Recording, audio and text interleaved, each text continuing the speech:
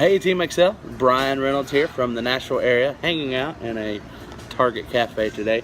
I was just sitting down checking my email before I left the store and realized, as most of you will today, that John sent out an email about the blind bag end cap. If you go to open it, it's all jumbled up.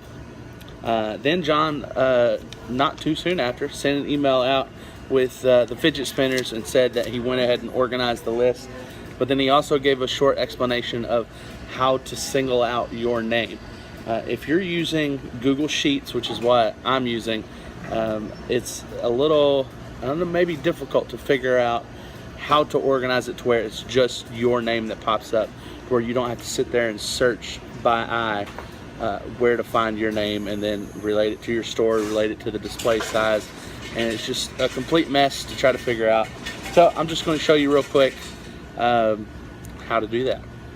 So as I'm going to come and open the blind bag email that John sent out, and I do apologize for this being in my hands since I'm doing it at the cafe. I don't really have the ability to set it up stationary like I normally do.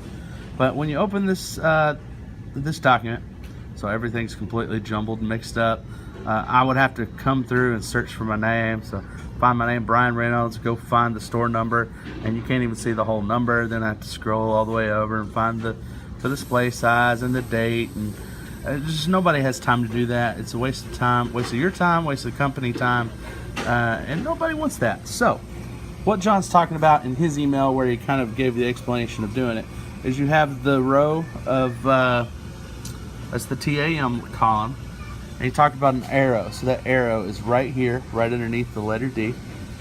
And when you hit that, what comes up is this pop-up menu. Now there should be a list of names here for you to select and unselect, but there's not. So what I found that I have to do, I'm going to go ahead and close that filter back out. I'm going to come back up to the top, and I'm going to click on the letter D, and that highlights the entire column. And once I have that column highlighted, I'm going to come over to these three dots. I'm going to actually remove the filter. So essentially what I'm doing is getting rid of whatever there is going on. I'm going to immediately create a filter. So I'm just going to put a filter right back on it. So then I'm going to come back over. I'm going to click on the arrow.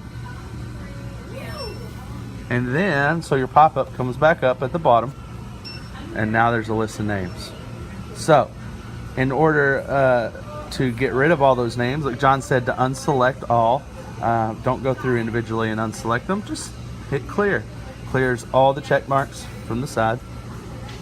And then what I'm going to do is I'm going to scroll down and I'm going to find my name. So Brian Reynolds, there I am. I'm going to click on that, and lo and behold, there are my stores. So there's my store numbers there, got my cities that they're in, and I can scroll over and find the pog sizes and everything.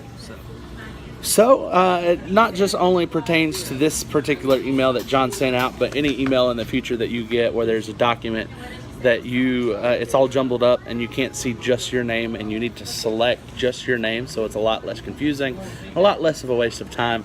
You should be able to do this as long as you're using Sheets, Google Sheets. I believe that's the program that we were told to set up on our tablets. So if you're not using that, I highly recommend downloading that and using that on a regular basis. It makes things completely easy. It makes it to where when you update something in the system or on your sheet, a lot of times it gets updated in the main office. So that's how you do that on Google Sheets. It's super easy, super efficient, and it helps not waste time, which is a big deal. So I hope that helps. If you have any problems, feel free to call me or email me or text. I'll even answer that way. I'd love to help out in any way I can. If you run into any problems, if you have anything else that you'd like a tip on, feel free to contact me. I hope this helps. Hope you're having a great day out there in the field, and until next time.